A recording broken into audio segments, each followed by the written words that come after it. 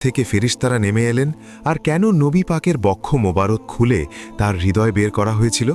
চলুন জেনে নিই। ছোটবেলা থেকেই নবীজি সাল্লাল্লাহু আলাইহি ওয়াসাল্লামের মর্যাদা ও পরিচিতি বাড়তে থাকে। একদিন মরুভূমির বাতাস যেন একটু অস্বাভাবিক লাগছিল। আমাদের প্রিয় নবী মোহাম্মদ সাল্লাল্লাহু আলাইহি ওয়াসাল্লাম তখন অন্য শিশুদের সঙ্গে খেলছিলেন।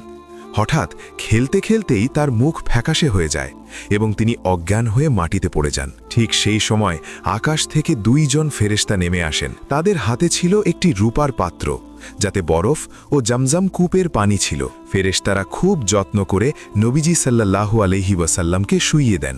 তারপর তার বক্ষ মোবারক খুলে ফেলেন।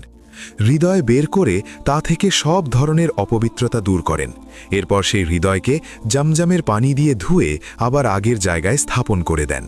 এই দৃশ্য দেখে অন্য শিশুরা ভয়ে দৌড়ে পালিয়ে যায় এবং দৌড়াতে দৌড়াতে হালিমা সাদিয়া